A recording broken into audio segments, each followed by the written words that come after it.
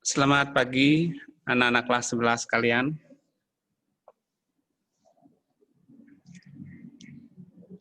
Jadi untuk pertemuan kita kali ini, kita akan melanjutkan untuk materi minggu yang sebelumnya, itu mengenai proses pembersihan area umum, khususnya pada media karpet, dengan menggunakan peralatan mekanikal. Jadi sebelum Pak mulai pembelajarannya, mari kita buka pembelajaran dengan Panganjali Umat. Om Swastiastu.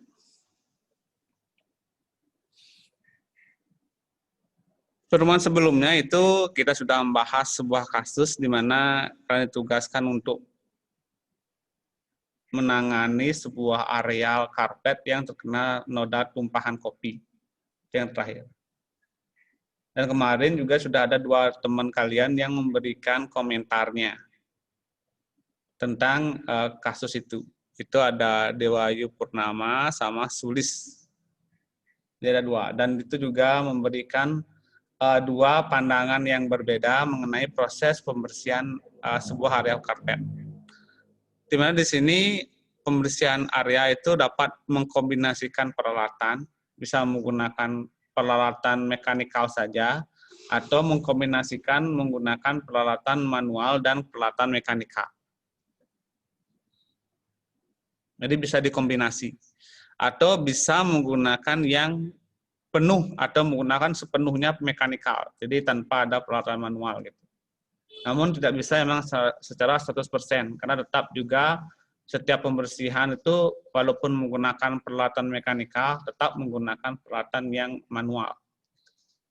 Namun di sini peralatan mekanikal tujuan utamanya itu adalah supaya hasilnya konsisten gitu. Jadi antara pembersihan yang satu dengan yang lainnya itu hasilnya sama gitu. Itu kelebihan yang mekanikal. Yang kedua, dia dapat membersihkan dengan waktu yang lebih cepat atau lebih efektif dari menggunakan alat yang manual. Itu aja.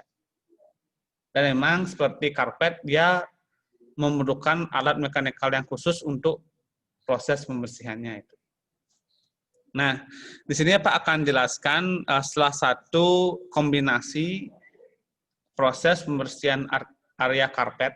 Dan nantinya materi ini juga akan menjadi tugas-tugas kalian di e-learning. Tolong dicek e-learningnya. Kemarin juga masih ada yang melewatkan tugas-tugas di e-learning, itu juga waktunya sebenarnya sudah 2 minggu, tapi masih juga ada yang melewatkannya. Jadi saya harap karena pengerjaan e-learning tidak bisa kalian selesaikan satu kali atau misalnya cuma sejam aja nggak bisa, memerlukan berapa waktu untuk pengerjaannya. Jadi tolong pengerjaan e-learning dibuatnya atau dikerjakannya itu jauh sebelum overdue tugas itu gitu.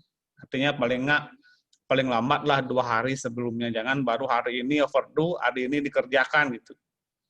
Jadi jangan menggunakan batasan waktu sebagai tahapan akhir pengerjaan itu. Jadi itu bukan waktu start dikerjakan, tidak, tapi waktu akhir dikerjakan itu. Jadi jangan di akhir bekerja, belum lagi kita mengetahui adanya gangguan sinyal ataukah tanpa kita ketahui ada gangguan di e-learning gitu. Jadi biar kalian bisa menyelesaikan tugas dengan baik. Jadi paling nggak 2 hari sebelumnya lah kalian sudah mengerjakannya gitu.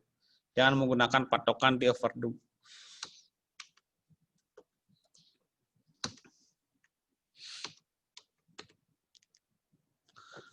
Untuk pembersihan media karpet, di sini karpet ini yang kemarin kasusnya itu ada di meeting room yang terkena noda tumpahan kopi. Gitu.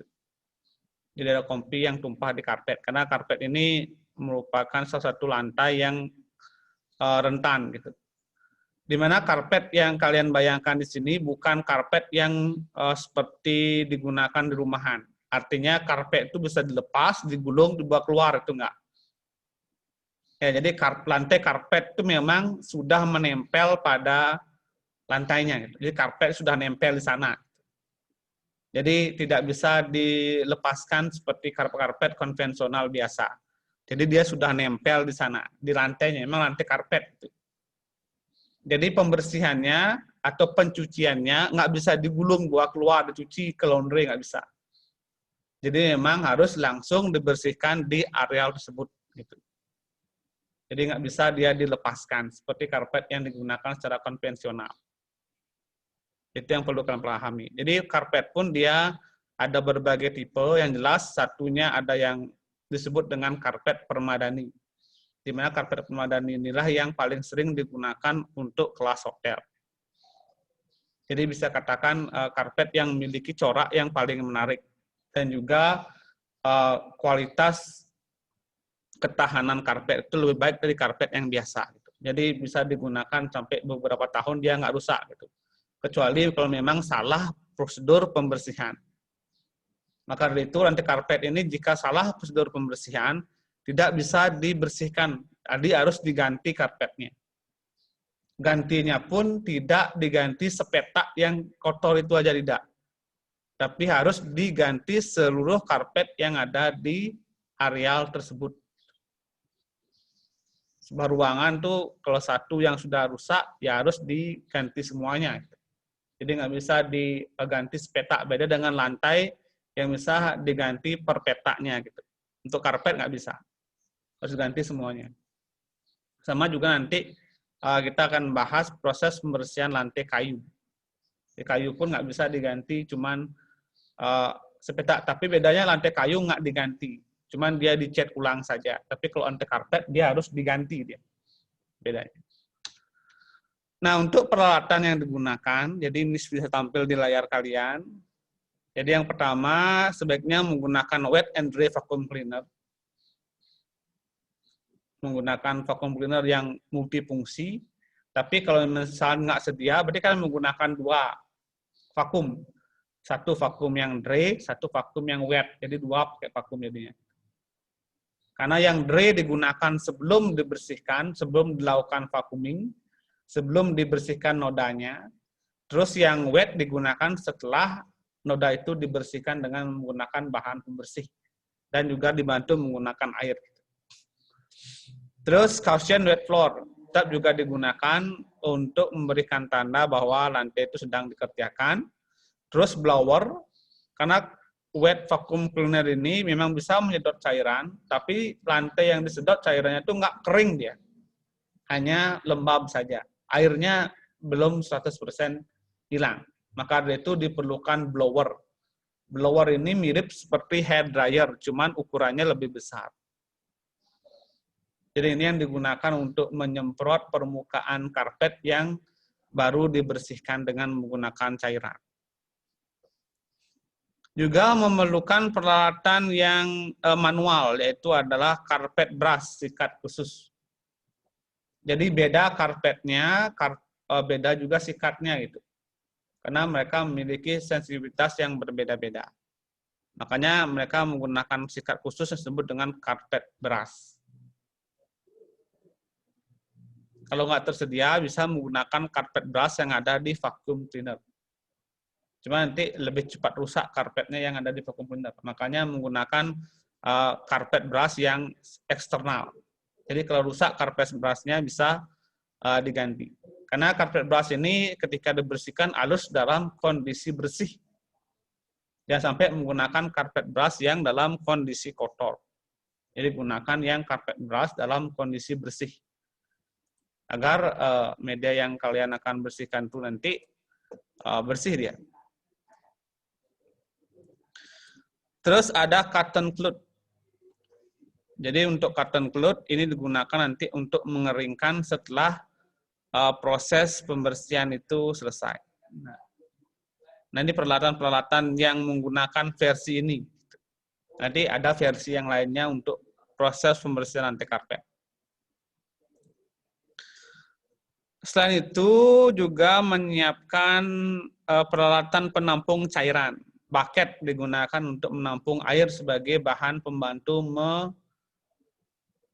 mengangkat atau melarutkan bahan pembersih nanti. Terus botol sprayer digunakan untuk menampung carpet cleaner-nya yang akan disemprotkan kepada media yang terdapat kotoran. Tapi kalau kotorannya tidak kopi, misalnya kotorannya lain, contoh kotorannya tinta, ataukah ada noda darah, ataukah ada noda sup yang atau bahan-bahan yang mengandung minyak, dan juga ada mungkin noda karet, artinya permen karet contohnya, ataukah lem contohnya yang menempel pada lantai karpet. Itu bahan pembersihnya berbeda. Nah, ilmunya itu mengarah ke ilmu laundry, karena ini juga terkait kain-kain. Jadi menggunakan chemical agent namanya. Chemical agent di sini misalnya menggunakan produk Go. Jadi produk Go di sini misalnya kalau seandainya digunakan untuk membersihkan noda tinta, berarti menggunakan ink Go gitu. Jadi dia ink tinta Go. Kalau misalnya dia noda karet menggunakan Targo. Jadi itu yang karet, getah, atau yang nempel-nempel pokoknya. Yang Targo gitu. Kalau yang misalnya noda seperti darah ataukah minyak itu menggunakan Grease Go. Jadi ada berbagai jenis merek Go yang tersedia. Bahkan ada yang multifungsi disebut dengan Piratek. Jadi digabungkan semua Go tadi jadi disebut dengan Piratek. Nah, itu ilmunya di laundry yang bisa diimplementasikan dalam pembersihan noda di karpet. Gitu. Terus untuk bahan pembersihnya cukup menggunakan carpet cleaner.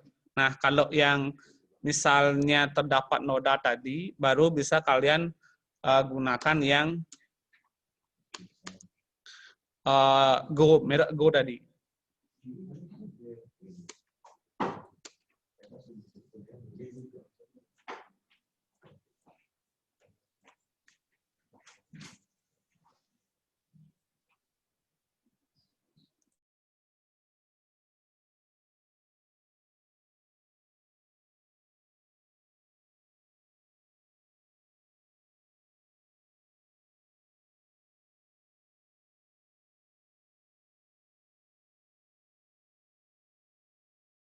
Langsung nanti.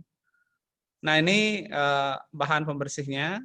Ada bahan pembersih yang umum, carpet cleaner, dan juga ada chemical agent atau sporting agentnya. Ini merek-merek Go-nya. Ada Yellow Go, Ingo, Targo, Quick Go, Bone Go. Gitu. Nah, kalau Yellow Go ini digunakan untuk lunturan noda. Jadi ada misalnya pakaian yang luntur itu kena pakaian lain, ini bekas-bekas lunturannya itu bisa digunakan Yellow Go. Ini udah bahannya.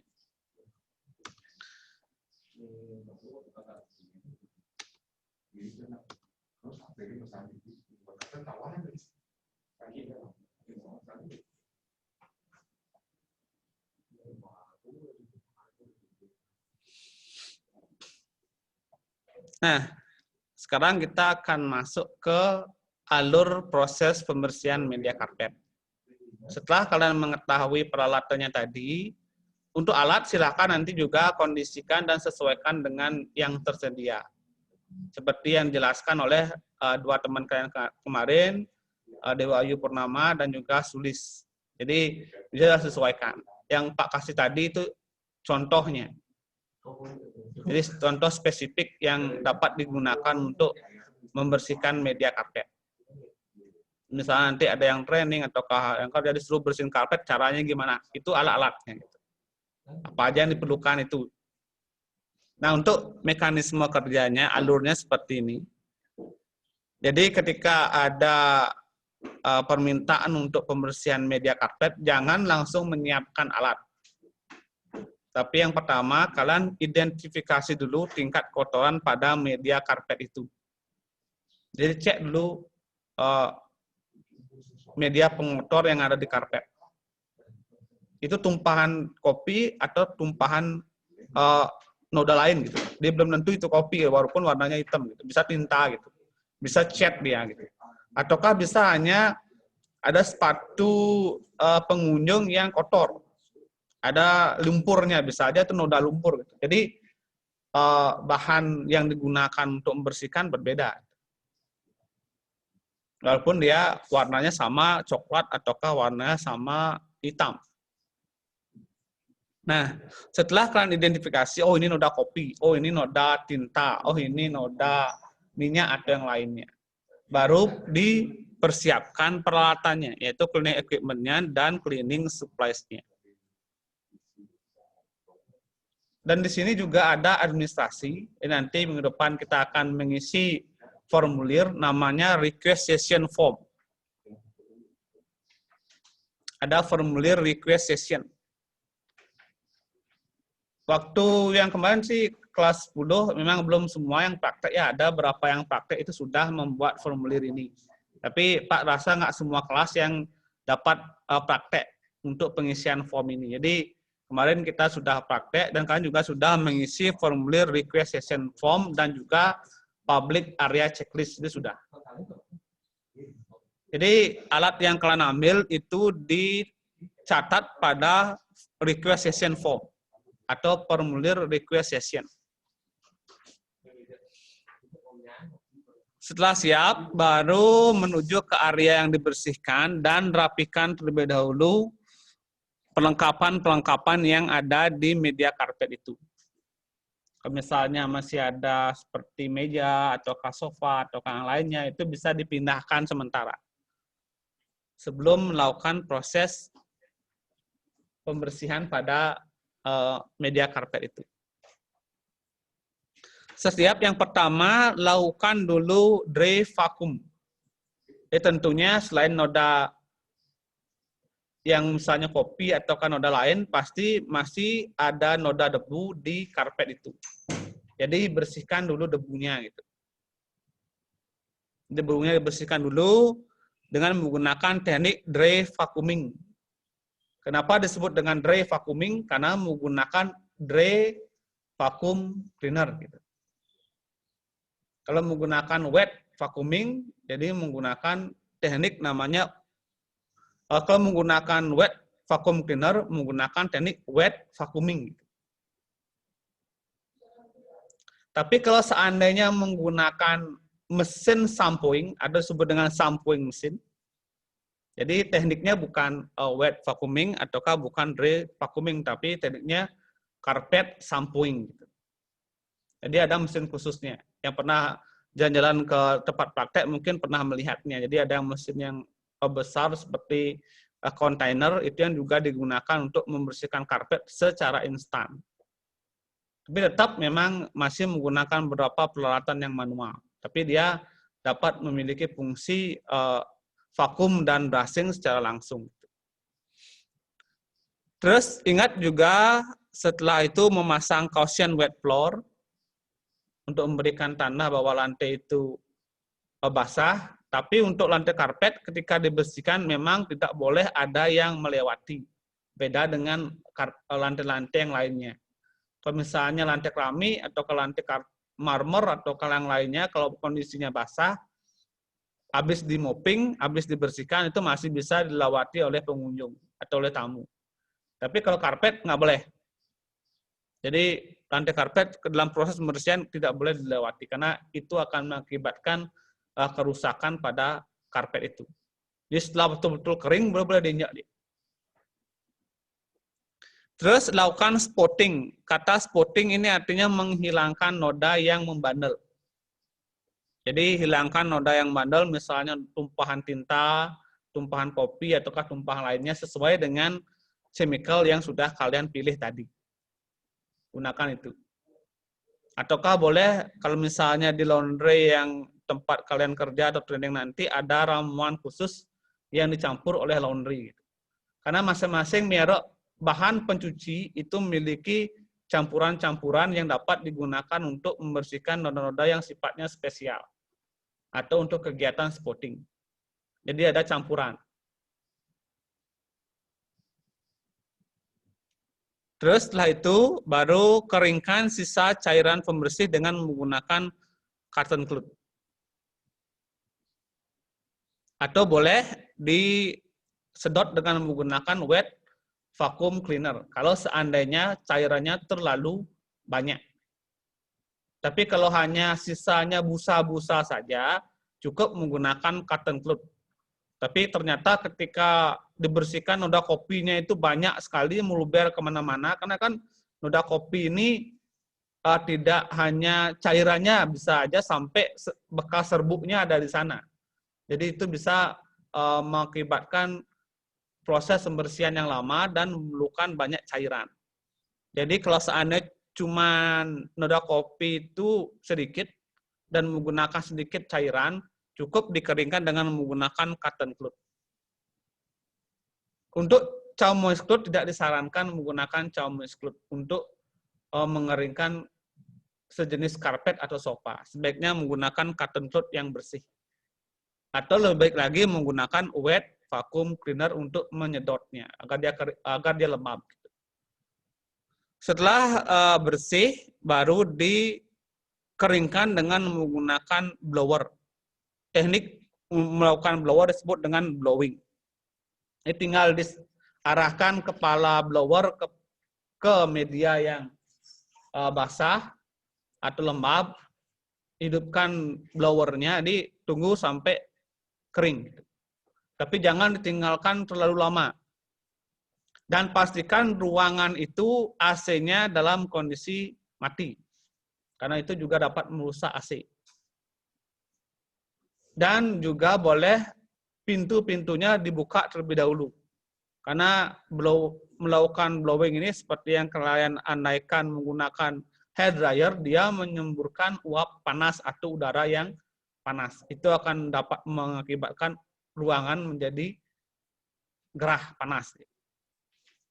Makanya walaupun dalam kondisi di blowing, tetap perlu diamati dan diperhatikan agar nanti tidak terjadi keluhan oleh tamu ataukah mengakibatkan kerusakan pada perlengkapan di ruangan yang dibersihkan. Jadi tunggu, sudah misalnya terlalu gerah sekali, matikan blowernya, biarkan ada sirkulasi udara baru masuk, ataukah hidupkan AC-nya untuk sementara, setelah ruangannya kondusif, baru hidupkan blowernya lagi hingga karpetnya itu menjadi kering. Kalau arealnya luas, boleh menggunakan beberapa blower. Untuk blower disemprotkannya secara vertikal dan horizontal. Dan pastikan memang kepala blower itu mengarah ke karpet yang dalam kondisi lembab. Jangan mengarah ke atas atau mengarah ke langit-langit. Malah itu nanti mengakibatkan tidak keringnya karpet walaupun di blowing terlalu lama. Makanya pastikan kepala blower mengarah ke karpet yang dalam kondisi lembab. Setelah selesai, baru periksa karpet sudah kering dan bersih dari noda. Terus angkat caution bed floor agar lantai itu bisa digunakan oleh tamu. Berikutnya simpan peralatan yang telah digunakan. Dan terakhir mengisi public area attendance checklist. Jadi dilaporkan bahwa areal yang ditugaskan oleh supervisor tadi sudah selesai kalian kerjakan. Itu mekanismenya. Ya kalau praktek nanti seperti itu dan videonya juga sudah di-post di YouTube sekolah. Jadi di sana juga sudah ada video untuk pembersihan area karpet menggunakan teknik shampooing mesin, shampooing karpet. Itu.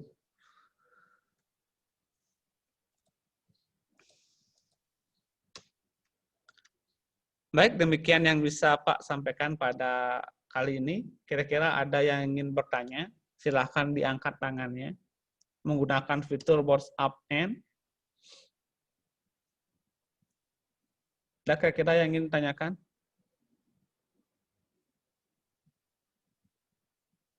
Pak, ini bagian ini saya belum ngerti, Pak. Terlalu cepat tadi, boleh.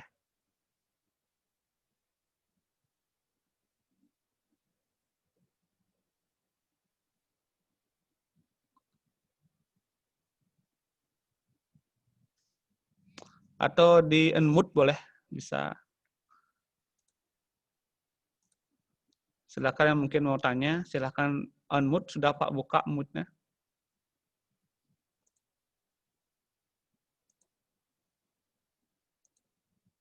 Ada? Oke.